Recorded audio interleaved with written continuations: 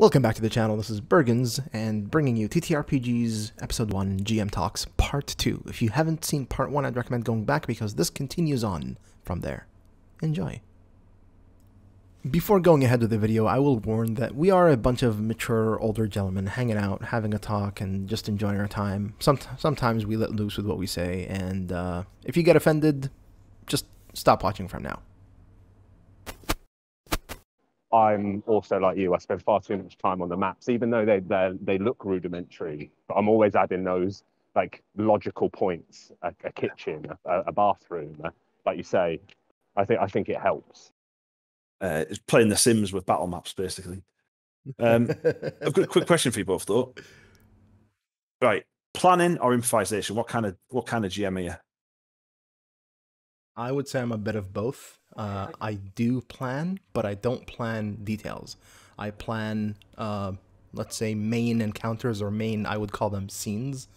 Yeah. For example, like the gig itself, the whole point of the game, the whole reason people are now joined together at this time is to meet a contact person, and that contact person will give them a job, and I will plan what is around that job and around that contact person. But everything in between is improvised. How the players react to the location I had planned is improvised, and then what happens afterwards is improvised. And by improvised, I don't mean like I make it up on the spot. I mean like, for example, I would have everything prepared. I'd have like the enemies, the I don't know, like the building name, the description, the location, all that kind of stuff. And then they would say something like, what brands of weapons do these guards have? It's like, wait a second. I never planned for that. But yeah, but then because we're doing something on the server here, because it is a West Marches server and we have a certain like balance for the economy, what I would do is immediately just go to the core rulebook and reference the poor quality weapon brands and just use those. And I wouldn't spoil it and say it like in meta-wise. I'd say, oh, it's poor quality SMG. I wouldn't say that. I would actually give the players a certain name.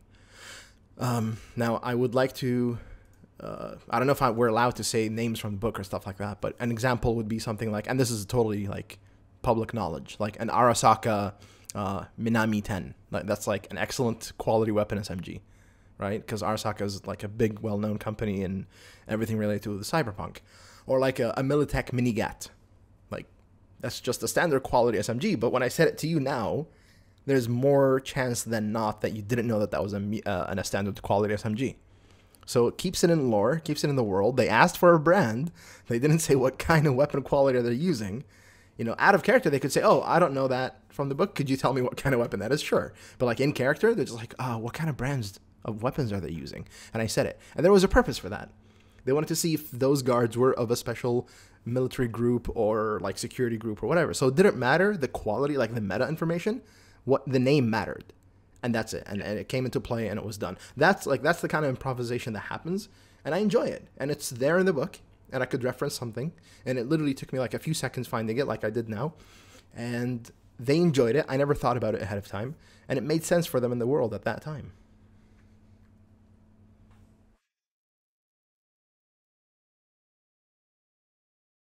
Sean, what is your take about that? I do as little planning as possible. Because I found early doors that when I do plan,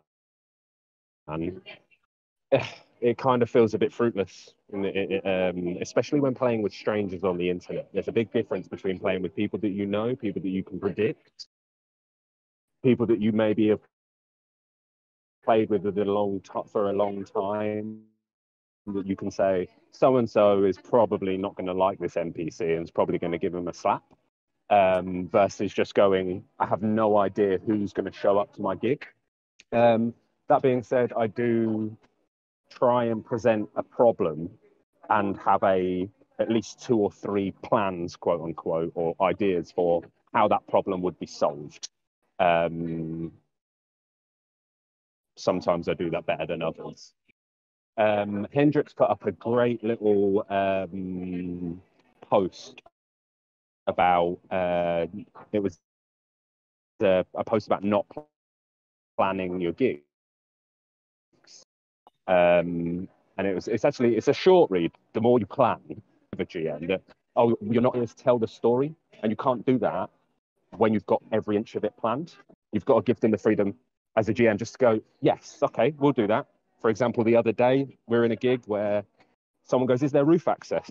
I've got no plans for it. And I'm going, well, no, there's not, because I hadn't planned for it.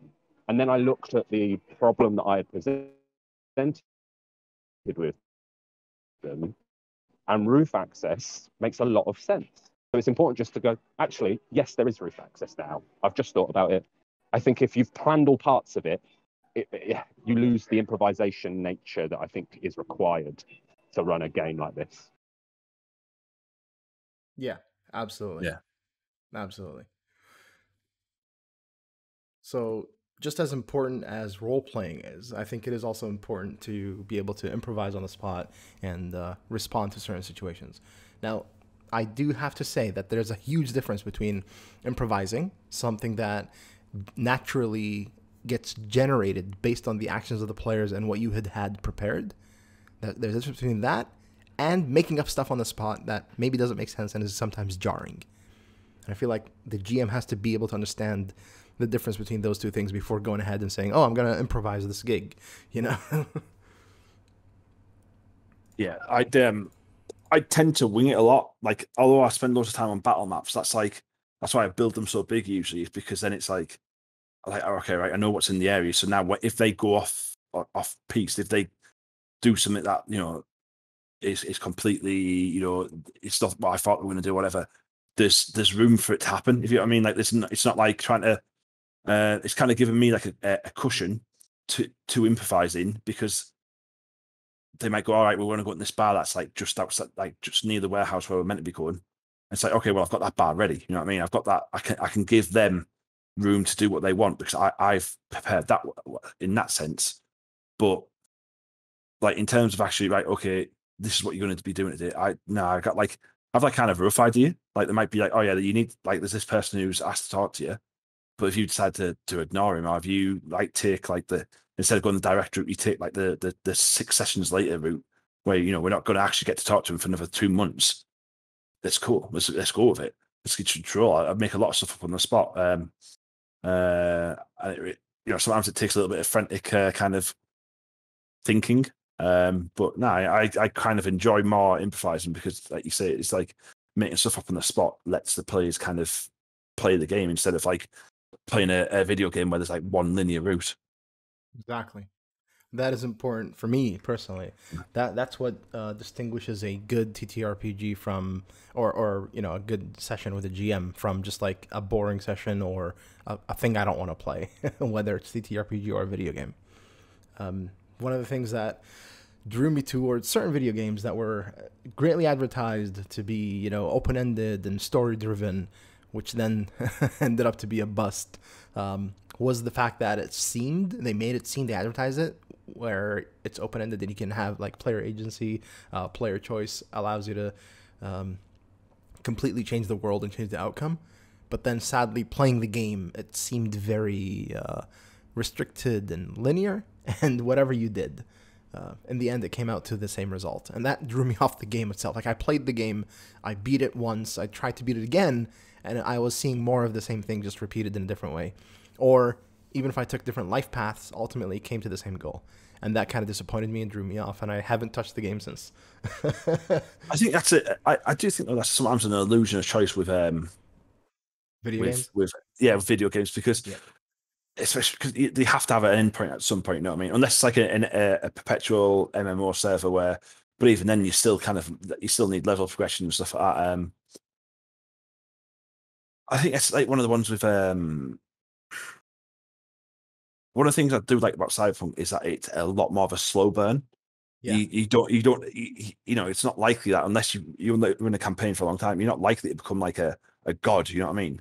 Whereas when you play other stuff like, you know, like D&D and stuff like that, it's just right. You go up a level and that's it, and then by level 10, you're like, you know, mythical heroes almost, yeah. And then level 20, you're literally talking to gods, and you know, if you're a paladin, you're becoming like a divine, you know, a divine agent of justice and stuff like that. And it's just like it's like it's kind of like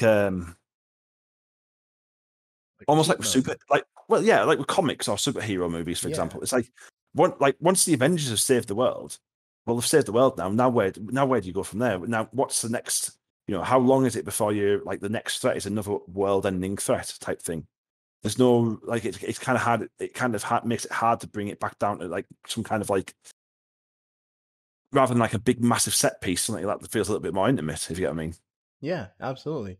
Sometimes the starting levels, I would say, are more fun than being that super powerful, all-knowing, all-capable being.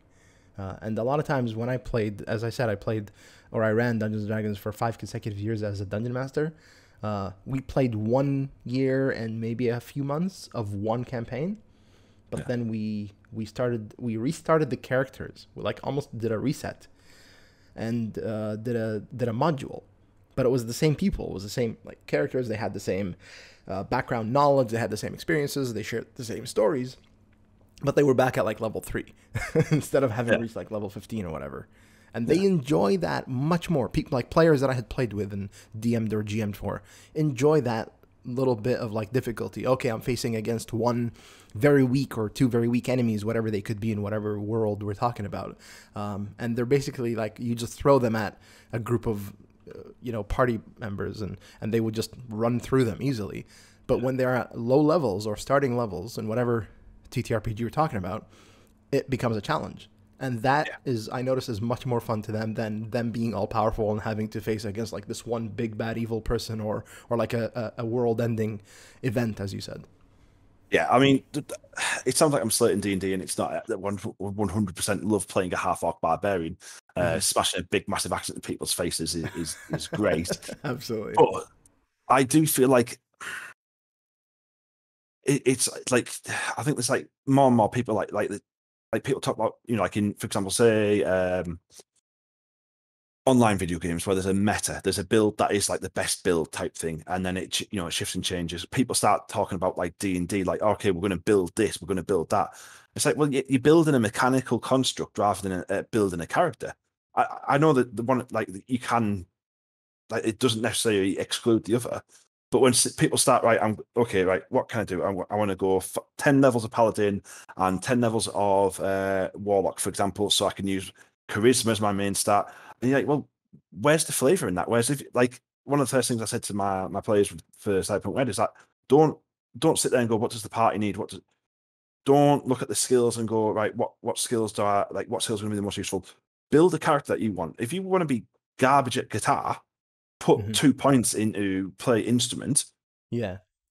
And just leave it at that. Because any roles that we're missing, like say that like, okay, we haven't got a tech in the party. Well, it's fine because I can make an NPC tech that you guys can use. It's a persistent campaign. It's not like right, you're going to go to this one town and then you're never going to come back to this town. You're in Night City. You're in one location for the entirety of the campaign, more or less. Besides when obviously you can venture out, but this is your home base. That is correct. And like, there's no one specific role that's better. Like solos are better in combat because that's their thing, but not massively. You can still build a character that's really good in combat,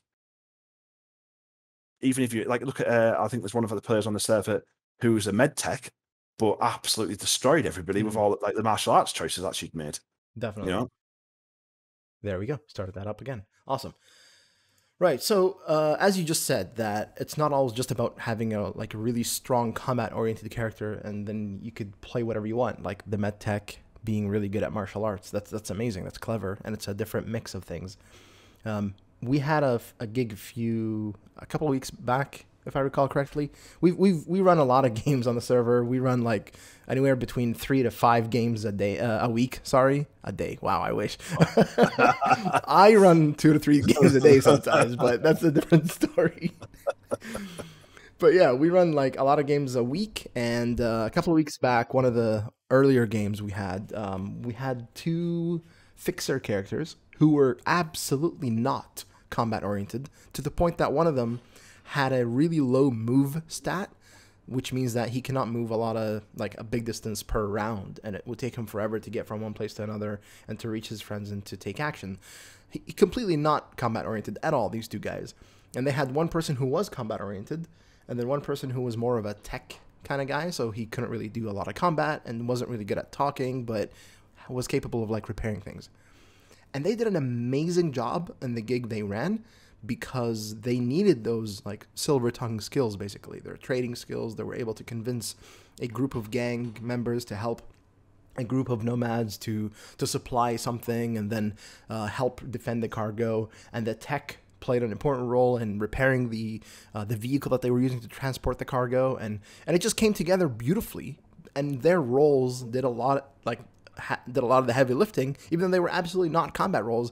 And there was combat, but they succeeded and they did really well. And they used the skills allotted to them to succeed in that gig.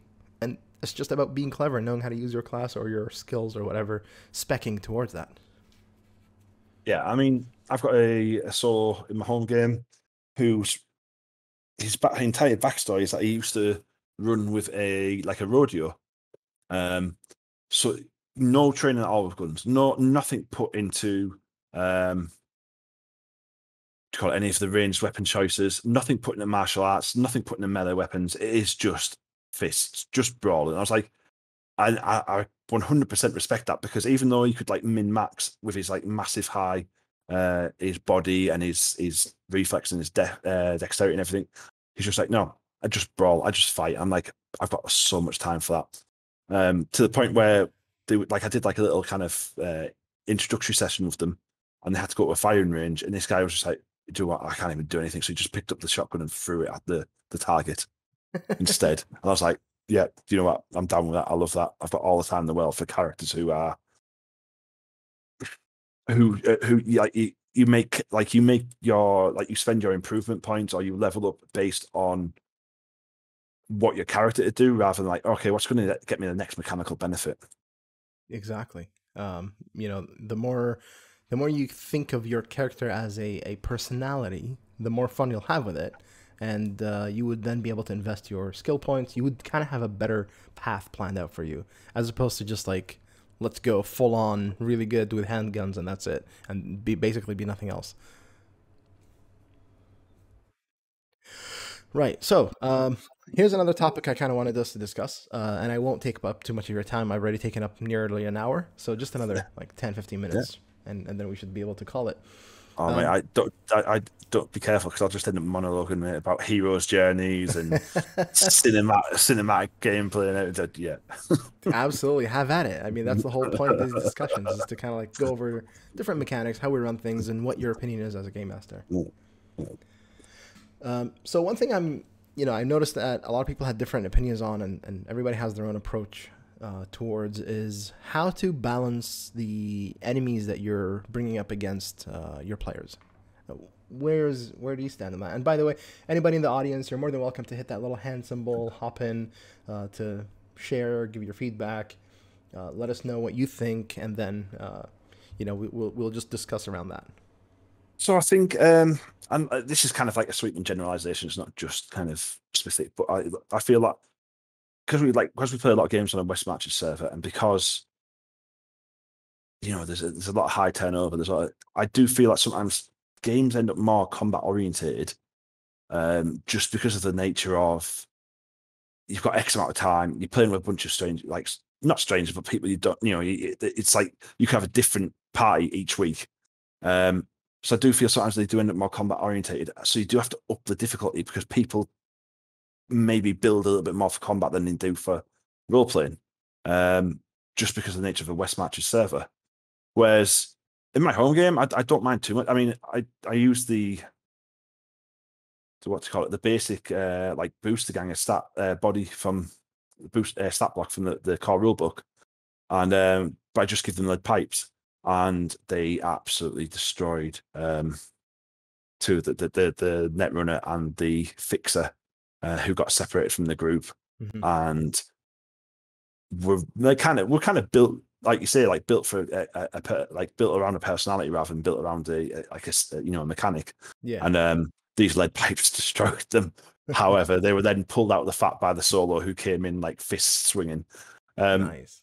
But yeah, I do feel like I feel like on the West Matches server, because sometimes the games do tend up a little bit more combat orientated. I mean, and this isn't just on our server; it's on the D&D West Matches servers I've played on as well, where You know, you've got like pickup parties every single day. Sometimes combat does become a little bit more preeminent, and I do feel like you have to do up the difficulty, because people do rightly sometimes tend to build more towards combat than do other kind of aspects of the game. Yeah, definitely. I understand that, and I feel like sometimes I've played with a lot of people who literally just want to play a game for combat. In fact, this happened in one of my in-person games where, like, the guys at the table after the game, they would get, "Oh, that was a really nice game. It was fun," but there was no combat. It's like, yeah, there doesn't have to be every single session. And this was a campaign, mind you. Like, you know, when there's story, it progresses the whole, like, the progress of the game, the progress of the story, the whole reason they're playing the game. But for some people, it's just like, I want to go in there, I want to feel strong, I want to roll dice, you know, kill some baddies and be done with it. And I get that. Like, everybody has their own reason for playing. I personally do enjoy challenges, not specifically combat. Like, if you give me a challenge of, I don't know, tracking and finding someone, and I have to roll dice and succeed against certain difficulty values or whatnot, and I do succeed, that feels great. It feels like you've achieved something. It feels like you were really good at something. And yes, a lot of it is luck of the dice, but I mean, when your character is specialized in, let's say, tracking and surviving in the wilderness, and you get to do that, it feels great. Yeah. But then, on the other hand, it's the same thing. When your character is specialized in reading people, understanding them, being able to convince or persuade people, or do, get you a great trade deal, and then you succeed doing that, that also makes you feel great. So that's why I always take into consideration the player's character, as opposed to just like put in a combat gig and be like, hey, come kill some people and be done with it. It's a lot of fun though. When you see when you present a challenge and you see how greatly player characters work together, or the players work together, and survive or surpass that challenge. For example, just yesterday, I ran what we have on the server called a murder dome that happens every 2 real-time weeks, which is every 1 in-game month. It's basically for rent. If you survive murder dome, you then get your rent paid and sometimes get extra cash. And everybody, even if they had the eddies for rent that day, they would prefer get it paid for free and use that money for something else. So it's something that a lot of people usually enjoy doing. And it is one of the most difficult, like most murderous gigs that we have. It is essentially just go inside this dome, battle to the death, and the one survivor usually comes out on top. But sometimes we have it one survivor, sometimes we have it like PvP, sometimes it's player versus NPC as a 1-to-1. And the way I ran it was a little different. I went back to like old gladiator times when, you've got the big people with the gold in their pockets going, okay, I want to see 5 people fighting that one person with his tiger, for example. So what I did was I literally had like a really beefed up guy who was based off of one of my older characters. I simply gave him different cyberware and gear. And then the arena itself was full of traps, and it made the players have to think and not just blindly like, oh, I shoot at this guy from a distance, I jump and throw a grenade. It wasn't like that. They had to think, where do they stand, positioning. I specifically told them, like, there's a spinning saw blade on every, and I had different like colored tiles on the map, and I said every red tile, which was like every and the like the top, the northern and the southern walls, it was every one tile.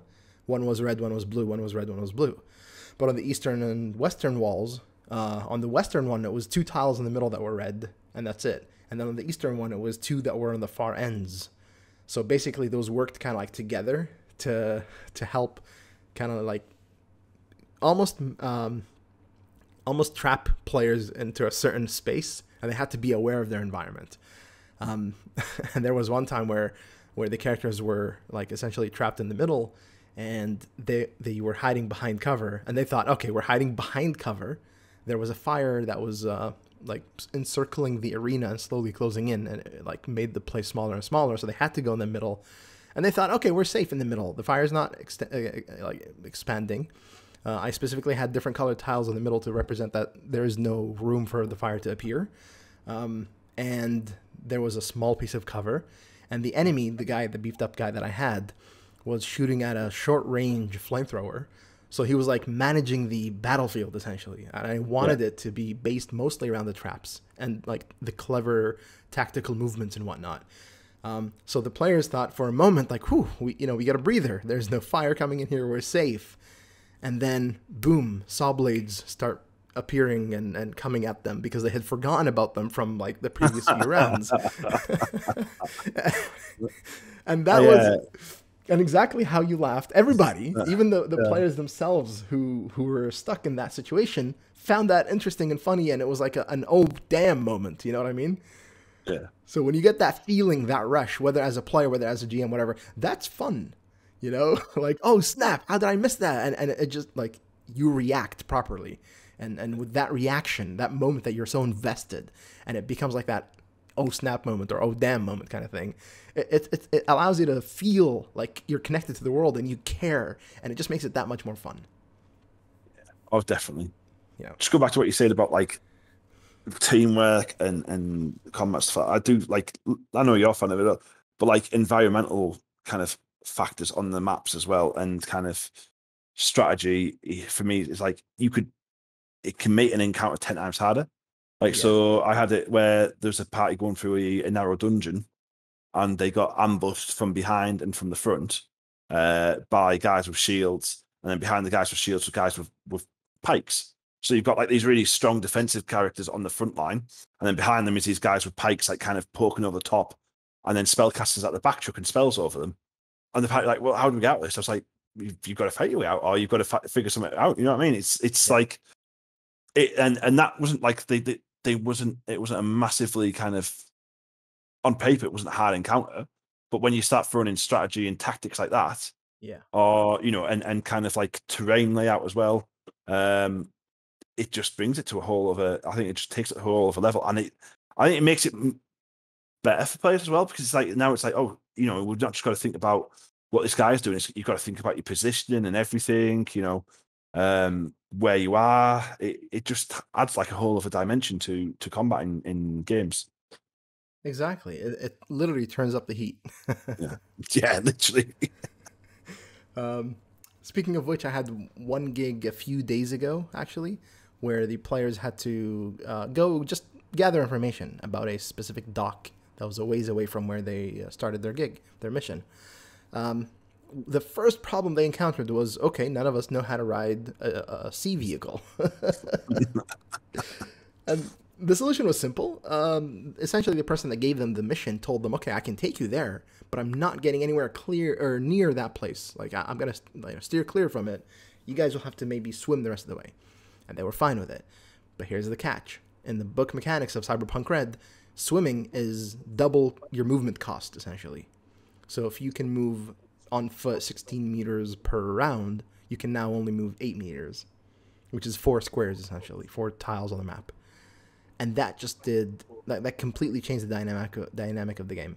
It also, like, what happened was we had a netrunner, and it allowed that netrunner to do multiple things in the net arc, as in during net running, while like 2 people were like, okay, I have to swim all the way over there, which will take this much movement, which will take essentially that many rounds. So meanwhile, there's nothing else I could do. I'm just moving. Let this netrunner do their thing. And it just allowed that new dynamic, and I will be using that map again for sure. And I think it's important for players to think, okay, my allotted move value is now halved. How could I use my skills and my capabilities in a way that accommodates for that, or that works with that, and still succeed? Because they have to keep in mind they got to go to the target location, they have to do a specific thing, they have to come back, and if they do get caught, they need to be able to get out of there quickly. And there's nothing quick about swimming at half your movement. Oh, no, not at all. Yeah. Oh, man. Nah, like you said, like that kind of having the... So was it like in my D&D campaign, there was a river that had to get across like with a fast current. And like it was just cool, like presenting them with that like a problem. I mean, they could just swim it, but it's that risk of failure of athletics checks and stuff like that. And it was like, right, okay, so they're like trying to get them to think of like creative solutions around this problem. But then also like using actual, like it might not be an item that you've thought of that you've given the players. But for example, I had somebody use Sean actually use a deep fat fryer as an offensive weapon. Yeah. Or in my home game, they shut hydraulic door on somebody's legs. And yeah, like, you know what? There's no like rules as written. There's no mechanic for that. There's no way you can. But you know what? I'm gonna come up with something anyway because that is just too. I love that. I love that kind of like, right. Look at what's around us. What can how can we use that to our advantage? Absolutely, absolutely. And that's the thing I really, really enjoy. And that's why, as you said, plan earlier when you were talking, do you plan more or improvise? These are the things I plan in terms of like, yes, there is a door. Yes, there are cameras. There is a trap floor, for example, that has a laser grid, or there's a wall that has a stun panel, which basically is a DV15. You'd have to roll a 15 and above to serve above 15 to succeed against getting blinded and dazed or whatnot. So these little things I do plan, but then during combat itself or during the mission, whether it's combat oriented or not, whatever the players do, sometimes that never comes into play. And other times it definitely does, and it becomes like a main feature of the gig, and people talk about it, and it just becomes like a big thing that people enjoy, and you as a GM learn and grow from that experience. Well, I had a map the other day that was filled with traps, and then the player's like, "What's the wall made out of?" Concrete. I'm like, "Oh, well, I'm just going to punch." Like, so they tore their way through. They basically remodeled this entire base. So I was like, well, that's that plan. That's that plan's not worked, but fair play to them because that was quality. Like they were like we're sick of this. That like one of them had the door blow up on her face because she punched the door off the hinges, and there was like C4 packed to the back of it on a tripwire. There was like electric floors, and right, we're just gonna. They know we're here now. We don't have to be sneaky about this. We're just gonna tear our way through the walls. I was like, 100% go for it because that is the kind of stuff I live for. That's just quality. Exactly. Well, I think I took up a lot of your time for today. Thank you, Luke. It's been great. Thank you, everybody else that has participated, Sean as well, and all the spectators. I will be doing this GM's talk more often. If you guys are interested, we'll do it around the same time for like nearly an hour, if not shorter when we need to, longer if things come up. But yeah, I hope you guys enjoyed that. And to the people watching this later on, you are more than welcome to join us on our server, which is based on a Cyberpunk RED total. What am I saying? I was gonna say total RPG. I meant like TTRPG. So tabletop role-playing game, Cyberpunk RED, played on our server in a West Marches environment or world, which basically means it's a living universe on the server. And player characters who play on different gigs and with different GMs can all interact with each other, and everything carries over, and their progression continues for your character until they meet their inevitable end. And that is our server, Red Winter. I'll definitely have links on the YouTube video, and everybody welcome. It is a public server, and we hope to see you guys with us sometime soon. And any last words, Luke, or anybody here in the spectator part can click on request to speak, and you're more than welcome to give in your last 2 minutes of talks or whatever before we wrap this up. Just feel free to come and join the server. It is pretty damn fun. There's a lot of cool stuff going on there, and hopefully see people around, and I'll try not to kill you. I'll try not to kill you too much. Yeah, that's the beauty about it. Like, for example, one of the people that just joined the spectator, the first character he made literally played 2 gigs. One gig was like an intro gig. The second gig, his character died. And immediately he made another character. And here he is, surviving and learned a lot from it. I have another gentleman who has played with us who has lost 8 characters. And every time he makes a character goes into some really difficult gig and the character dies, and then he just goes in and makes another one. And you, for example, Luke, yourself, you've made this is your 4th character now? This is my 4th one now. Yeah. But I mean that's on me though for playing like an idiot. That's because I enjoy running in and style over substance instead of trying to play cleverly. Not a very tactical player, but if it looks cool, I'd rather do that. Absolutely. And the only reason I'm saying this is because, it is the world of the Red, the time of the Red. It's a difficult life, basically. Any crazy gonk on the street sees you with half a pack of kibble and they want to eat it. because they're hungry and they're starved and they have a pistol with bullets somehow, and they just shoot you for it. So, welcome to the world of Cyberpunk. Definitely. All right, well, I'm closing up this recording. It's been a pleasure. Thank you so much for your time. No, cheers for having me. Yeah, we'll catch you around, mate. Catch you around. Bye. See ya. Thank you for watching. I really hope you guys enjoyed that. If you enjoyed the video, please let us know by giving a thumbs up, leave feedback in the comment section, maybe share it with your friends, and subscribe for more content.